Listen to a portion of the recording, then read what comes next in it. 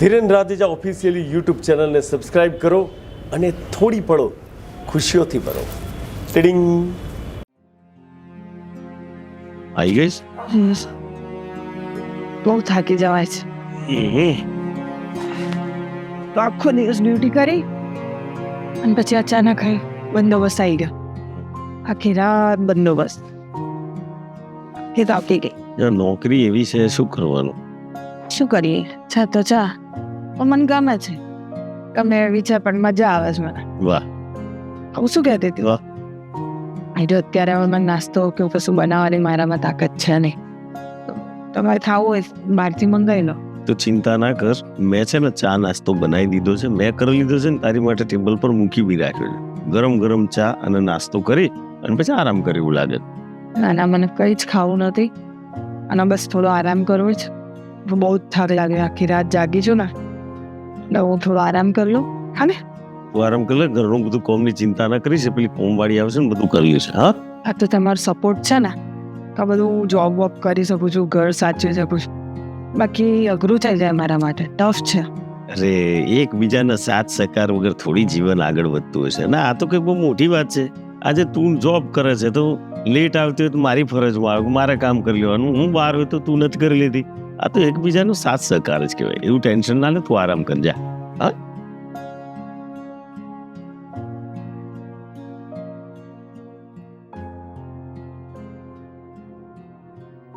Ready? હા, વાહ.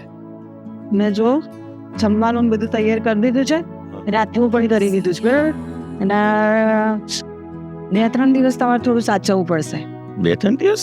હા, મારે બહાર જવાનું છે, જબલપુર છે, એક આરોપીને પકડવા માટે.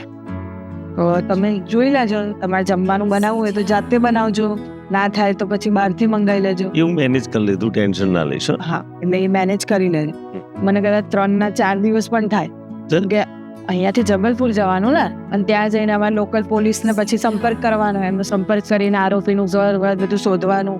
મળી જાય તો પછી હું 3-1 દિવસમાં આવી જઈશ, પણ ના મળે તો પછી 3-4-5 દિવસ થાય. કશું વાંધો નહીં, એ તમારે મેનેજ કરવું. હું કરી લઈશ. તું સાચવીને જજે અને સાચવીને કામકાજ કરજે. કારણ કે આજકાલ બધા આ લોકો છે ને બહુ રીઢા ગુનેગારો, ગમે ત્યારે નુકસાન પહોંચાડે ના તને. હા, એ તમે ટેન્શન ના લો, મારી ટીમ છે મારી જોડે. હા ને, હું ધ્યાન રાખીશ, તમે તમારું ધ્યાન રાખો. હું નીકળું છું. હા, ચાલ, બાય.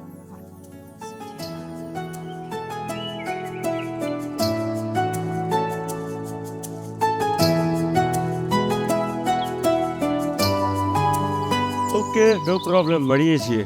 હા, ચાલ પછી કોલ કરું. આઈ? હા, અરે વાહ. એક ગુડ ન્યૂઝ છે. શું? જેને પકડવા ગયા હતા ને અમે, હા. એ પકડાઈ ગયો ગુનેગાર. વાહ વાહ.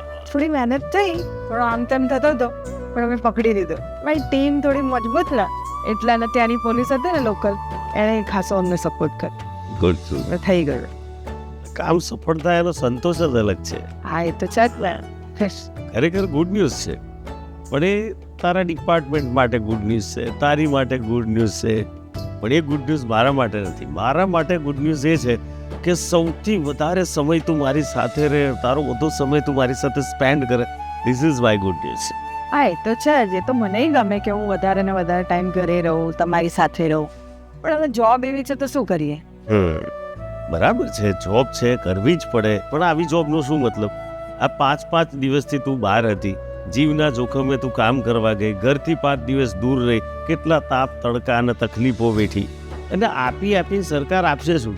એ જ પગાર ને, બીજું કંઈ મળવાનું જ. આવા બીજા 2-4 કામ કરી લઉં ને તો મને સારું એવું પ્રમોશન મળે. પ્રમોશનમાં મળીને મળશે શું? તારો પગાર 2,000, 3,000 કે 4,000 વધશે, આટલું જ થશે ને. પણ તું જેટલા કલાકો આ ડિપાર્ટમેન્ટમાં કામ કરું છું, જેટલો તારો સમય તું બગાડું છું, એટલો જ સમય જો તું બીજા કોઈ ફિલ્ડમાં કામ કરતી હોત ને તો કદાચ આનાથી 3 ગણું વળતર તને મળતું. એ બધી વાત તમારી એકદમ બરાબર છે. પણ હવે આ જોબ મને ગમે છે. જો મને બહુ ગમે છે, મને મજા આવે છે આમાં. અને મારા પપ્પાનું સપનું હતું કે હું આ જોબ કરું, એટલે કરું છું. ગુડ, કરવી એ જોઈએ. પણ આ ડિપાર્ટમેન્ટમાં ઘણા બધા સ્કોપ છે તમારી પાસે. આમાં શું, તમે ઘણા બધા લોકોના કામ કરતા હશો તો ઘણા બધા લોકો ખુશ થઈને તમને એમ કહેવાય ને બક્ષિસ પણ આપતા હોય છે. એવું કરી શકાય. એટલે તમે રિશ્વતની વાત કરો છો? ના હું રિશ્વતની વાત નથી કરતો, એ શબ્દ ખોટો વાપર્યો તે. હું ફક્ત ઇનામ, એક કહેવાય ને, એકચ્યુઅલી જો ચોખ્ખી વાત કહું ને તો આને લોકો હવે વ્યવહાર તરીકે સમજે છે, બરાબર? તારા ગળે નહીં ઉતર્યા વાત, સમજી લે કે એક્ઝામ્પલ આપ, કોઈકનું 10 તોલા કે 10 લાખનું કે 20 લાખનું સોનું ચોરાઈ ગયું અને ચોર ચોરી ગયો છે, હવે ખબર છે કે હાથમાં નથી આવતું અને આવવાનું પણ નથી, અને એ જ સમયે તું પકડી લાવે ચોરને ને સોનું એ વ્યક્તિને આપે તો એ વ્યક્તિ ખુશ થઈ અને તને કંઈક બક્ષિસ આપે, શું એને રિશ્વત કહેવાય? જો તમને કહી દીધું તમે આ શબ્દ વાપરશો નહીં, આજ પછી તમે બોલ્યા બોલે આજ પછી ના બોલતા, બસ. ઓકે, નો પ્રોબ્લેમ, નહીં કરું. તમે તમારી જોબ કરજો, હું ઘરના કામ કરીશ, અને આ જે ભાડા મકાન છે એના ભાડા ભરતા રહીશું, કારણ કે મને નથી લાગતું કે ભવિષ્યમાં પણ આપણું પોતાનું મકાન હશે. નો પ્રોબ્લેમ. આવું હો. હલો, હાજી.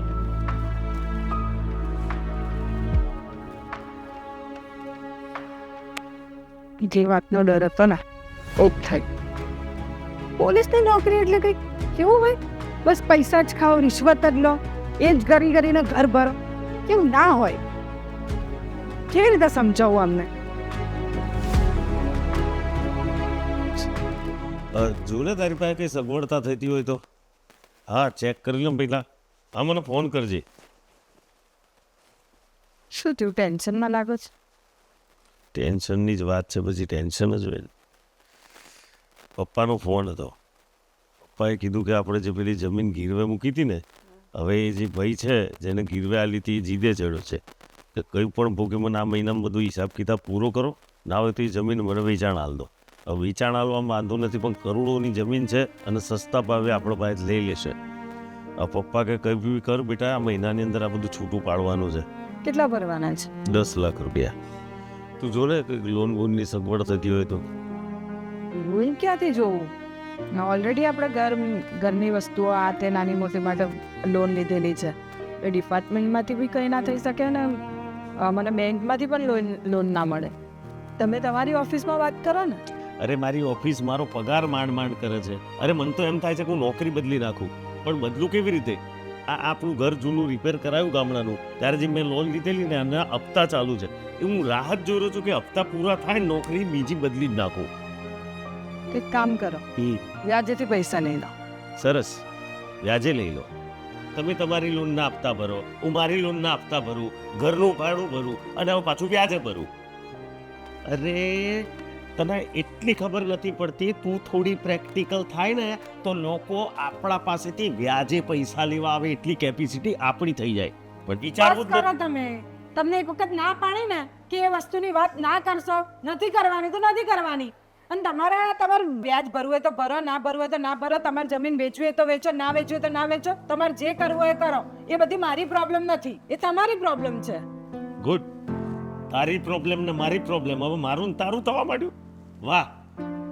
આ તું જે નોકરી કરું છું ને એની પાછળ મારો બી હાથ છે, મારો સપોર્ટ છે. હું આટલો બધો ભોગ આપું છું ને તો હું થોડી આશા તો રાખું.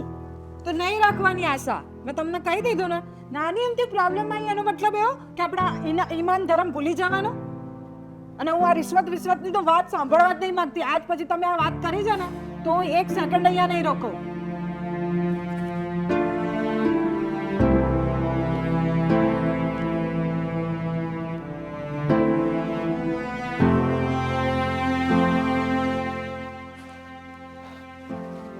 ચલો હું નીકળું છું. હા, તમે કેમ બેઠા? તમારે નથી જવાનું જોબ? કેવી રીતે જવું જોબ ઉપર? પપ્પાના ફોન ઉપર ફોન આવે છે, બહુ પ્રેશર વધી ગયું છે, 2 દિવસમાં પૈસા ભરવાના છે. અરે હું 2-3 જગ્યાએ વ્યાજમાં પૈસા લેવા જઈને પણ આવ્યો, પણ એ લોકો કહે છે કે સગવડ નથી. તો હું ક્યાંકથી સગવડ કરું? સરસ. અંતે વ્યાજ તો આપણે જ ભરવાનું ને. પૈસા લીધા હોય તો વ્યાજ તો ભરવું જ પડે ને. આપણે ભરી શકીએ એમ છીએ. બરાબર.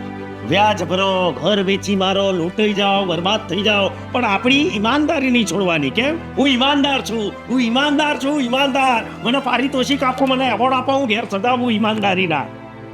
બસ હવે બહુ થયું. હવે મને નથી લાગતું કે આપણે બે એક સાથે રહી શકીએ. એટલે હું છે ને કાલે ડિવોર્સના પેપર તૈયાર કરાવડાવું છું, તમે એમાં સાઇન કરી દેજો, બરાબર? અચ્છા, ઓચિંતા છૂટાછેડા પર આવી ગયા એમ? ઓચિંતું નથી, તમે પહેલી વાર જ્યારે લાંચ રૂશ્વતની વાત કરી હતી ને મેં ત્યારે જ વિચારી લીધું હતું, પણ મને એવું કે આ જ સમજશે, આજે સમજશે, મને આજે સમજશે. મને નથી લાગતું કે તમે સમજો. અને એક વખત આ લાલચનો કીડો જો મનમાં સળવડી ગયો ને એને કોઈ કાઢી ના શકે. મને એવું હતું કે હું કાઢી નાખીશ, પણ મારથી પણ નહીં થાય. એટલે આપણે બે છૂટા થઈ જાય ને એમાં જ આપણી ભલાઈ છે. નો પ્રોબ્લેમ. પણ મને દમ નહીં મારવાનો. આ છૂટાછેડાની વાત કરીને તું જો મને ધમકી આપતી હોય ને તો હું બીતો નથી એનાથી. અરે હું કંટાળી ગયો છું આ ઈમાનદારી ઈમાનદારી ઈમાનદારી કરીને પૂતળોનો. Thank you. હવે મને દુઃખ નહીં થાય કે મારા ગયા પછી તમને દુઃખ થશે.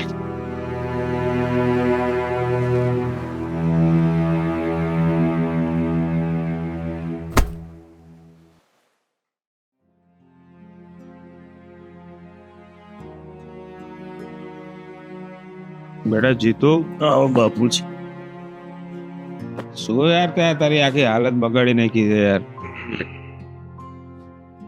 ચાલ્યા કરે બાપુજી. જો બેટા જીતુ, તું કહેતો તો આપણે વહુને સમજાવીને તેડી લાવીએ, તો હવે હેરાન ના થાય. ના બાપુજી, એનું નામ જ ના લેશો. એ બહુ વાઈડ છે, એ કોઈ પણ વાત માને એમ નથી, અને એની પોસ્ટનો પાવર છે બાપુજી. નથી લાવી આપણે, છોડો. તો બેટા જીતુ, આ રીતે જિંદગી કેમની જશે? આ અડધી ગઈ એમ બીજી જતી રહેશે બાપુજી, તમે ચિંતા ના કરો. અને બેટા તે દવા બવા લીધી? આ લીધી, પેલા ફેમિલી ડોક્ટર હતા ને એમને મેં કીધું તો એમને મને દવા આપી છે. ઠીક થઈ જશે બાપુજી 2-3 દિવસમાં, ચિંતા ના કરો. ઠીક થઈ જાય કરે 15-20 દાડા થઈ ગયા. ચાલ આપણે તો સારા ડોક્ટરને બતાવીને રિપોર્ટ કઢાવી વ્યવસ્થિત. અરે બાપુજી, મેં રિપોર્ટ કઢાયા. ડોક્ટરે કીધું કે હાર્ટમાં તમને થોડો પ્રોબ્લેમ છે, એનું ઓપરેશન કરવું પડશે, અને એનો 5-7 લાખ રૂપિયા ખર્ચો બતાવ્યો છે. અને હું પૈસાની સગવડતામાં જ છું, થઈ જાય એટલે કરાવી દઈશ. જો બેટા, કોઈ એક ડોક્ટરને આપણે માની ના લેવાય. એક મારા ઓળખીતા ડોક્ટર છે, એને આપણે રિપોર્ટ બતાવી દઈ, એ શું કે છે જોઈ લઈ. ઠીક છે, તમે કહો છો તો એ કરી જોઈએ. હેડો.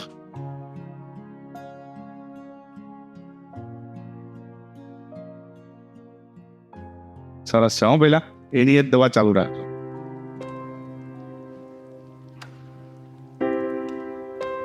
અરે મોહન કાકા, આવો આવો. કેમ છો? બોલો બોલો મોહન કાકા, કેમ આવવાનું થયું? મારો દીકરો છે, એને થોડો હાર્ટનો પ્રોબ્લેમ છે, તો એના રિપોર્ટ નહીં છે, તો બતાવો.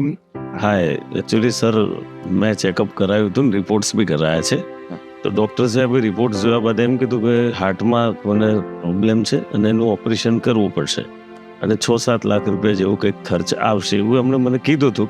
મેં પપ્પાને જાણ કરી, પણ પપ્પાને તમારી પર વધારે ભરોસો છે, એટલે મને કે બધા ડૉક્ટરનું નિદાન અલગ અલગ હોય, તું રિપોર્ટ્સ એકવાર સાહેબને બતાડીશું. તો એટલા માટે આવ્યો તો 2 મિનિટ.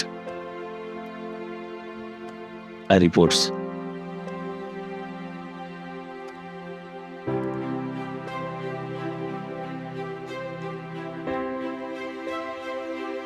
પ્રોબ્લેમ તો છે.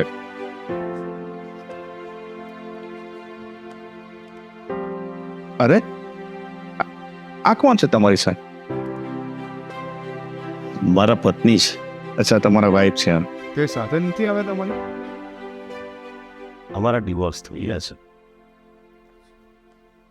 ઓકે, હા, તમે બહાર બેસો ને, હું બોલાવું તમને.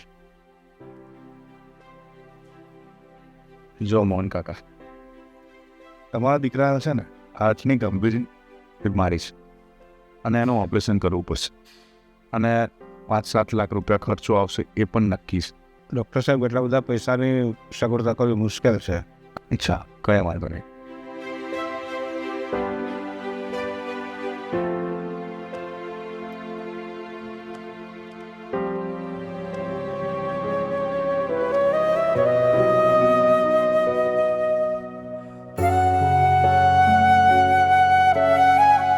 કેમ છો જીતુભાઈ? તબિયત કેવી છે? સરસ છે ને? જી, બસ. તો જો તમારું ઓપરેશન સક્સેસફુલ થઈ ગયું છે, અને હવે કદાચ આવતીકાલે તો તમને રજા આપી દેશે. Thank you. પણ સાહેબ, તમારી ફી? જીતુભાઈ, તમારી 1 પણ રૂપિયો ફી લેવાની નથી. કારણ તમારા પત્ની. જીતુભાઈ, તમને ખબર છે તમારા પત્નીનો કેટલો મોટો ઉપકાર છે મારા પર? તો સાંભળો.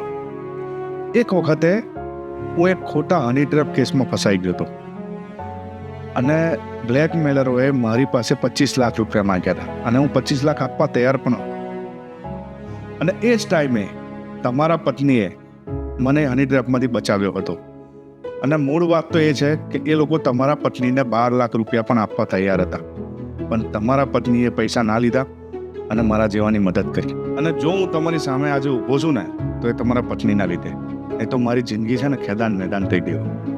તમને ખબર નથી જીતુભાઈ કે તમે કેટલી મહાન સ્ત્રીના પતિ છો. આ દીકરા તારી બહુની ઈમાનદારી લીધે જ આ ફસલ શક્ય બન્યું છે. હો બેટા.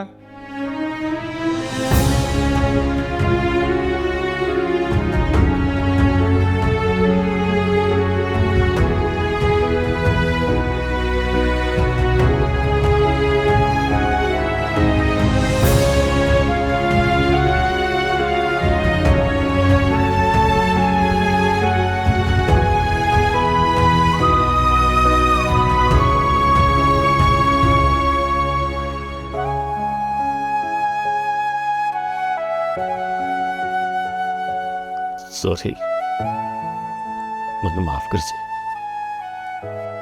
અને આજે સમજાય ઈમાનદારીની કિંમત.